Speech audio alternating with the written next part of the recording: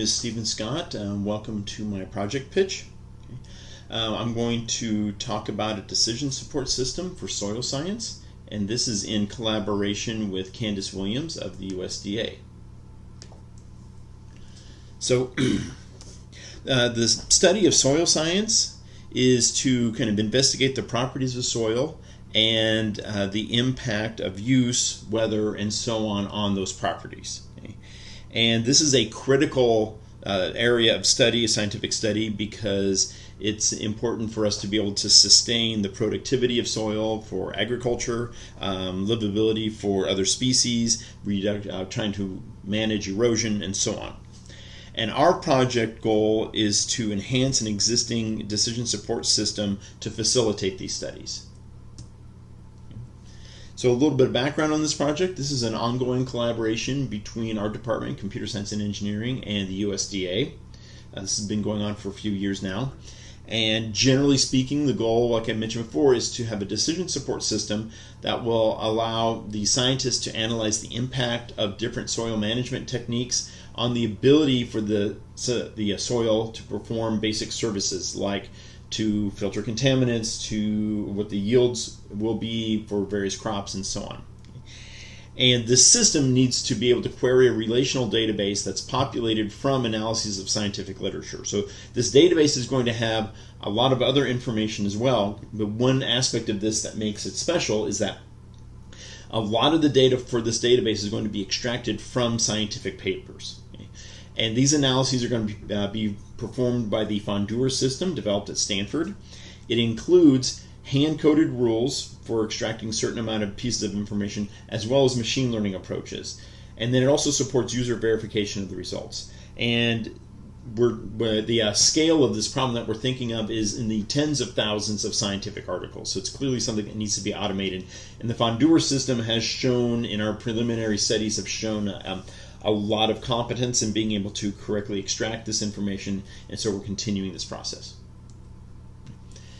Now here's a sample user interface. Note that this is the actual interface into the Web Soil Survey website, which the link is here.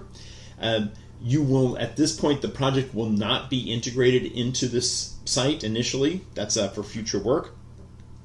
But the interface will be somewhat similar. You'll notice here's an example when you're on the Soil Data Explorer tab of this interface. And essentially what this allows one to do is to, say, indicate a certain region on the map and then bring up various properties about that soil, when those properties were recorded and so forth. It can be color-coded, it can be enumerated in a list, and so on. And then, so this would be the goal for what this interface will look like. A little bit more detail, an overview of the system. You'll notice here at the top we have the user interface, and then there's the query interface. These are the chief components that will be developed by the senior design team. The query interface will translate whatever the user enters into actual, Microsoft Access database queries. And the content of the database, it includes other information that may have already been entered, but it will also include information extracted from PDF files using Fondura. Okay.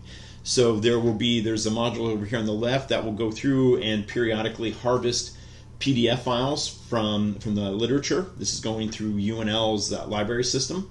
And then Fondura, which has some hand-coded rules as well as some machine learning based classifiers, will extract the information from the PDFs, usually from an HTML or text format. It will write that information to the local database, and then, like we said here, the user can query that through the UI and the query interface. But there's also, using Fondura's mechanisms, there are going to be opportunities for the users to look at what was written into the database by Fondura and verify it and or maybe make corrections to it.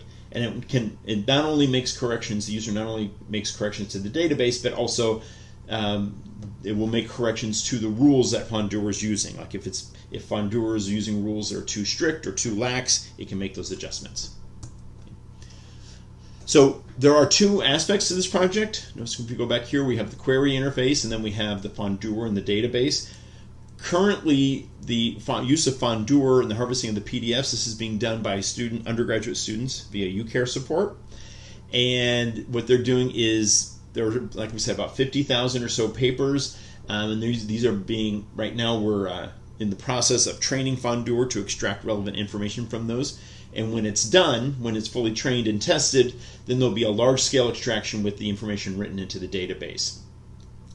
Right now, the focus is on hand-coded rules, and we're just starting to build the machine-learned classifiers. Once this data is entered in the local database, then the users may go in and offer corrections. Here's a quick example of how Fondeur works. Basically, you'll notice here, here's an example. This is not from soil science, but this is from the Fondeur paper.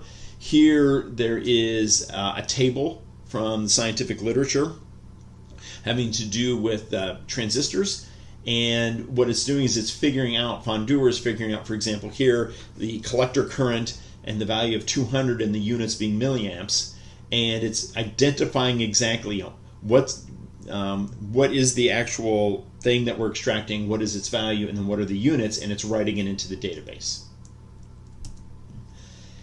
Bigger picture, and this is also from the Fondeur paper, you'll see like a large collection of papers and tables that are being fed in, and then we have a multi-phase process that, notice on the right in the box with the LSTM and the supervision and classification, that's the machine learned component. Then we have some hand-coded stuff on the left side.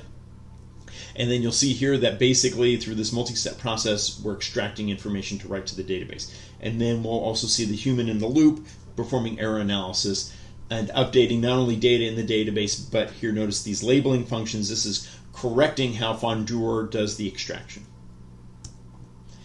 The senior design team's primary contributions are going to be on the user interface.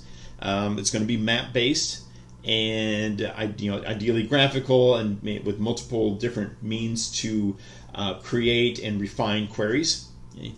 And then the the user interface is what accepts the queries that gets translated to actual SQL style, MS Access queries. Okay. And the design team's primary job is going to build the user interface and the query interface. And also the team might have to update the local database structure as needed. If we realize that what we want to represent when we're extracting information from the literature, if there's some information that we want to represent that's not kind of captured by the current schema, then we might ask the design team to make updates to that as well. Okay. And this local database is going to record various properties, management approaches, and then link into the cited papers and so on. If time permits, there are some additional contributions that would be very helpful to the project, although not essential for the project. It would be integrating, for instance, the error analysis into the user interface. So instead of using a separate Fondeur style interface for the user to correct errors and update how Fondeur does extraction, we might ask it to be all seamlessly integrated into the main user interface. Also, currently the system is just harvesting. Periodically, we run a script that does the harvesting of the PDFs, and then those sit on a hard drive, and then we run some analysis, but it's a static set of PDF files.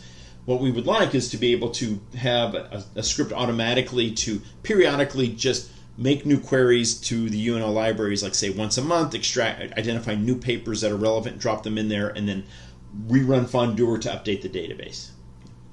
And then also, ultimately, it would be good to have this interface, which right now is planned to be standalone. It would be very helpful if that could be fully integrated into USDA's Web Soil Survey site. Okay. That's going to require some additional work because there are federal regulations, firewalls, and so forth, and so there has to be some fairly detailed plans set up to aid the IT staff for USDA to do the integration. Okay, that's all that I have for my project pitch. If you have any questions, you may email me at scott2@unl.edu.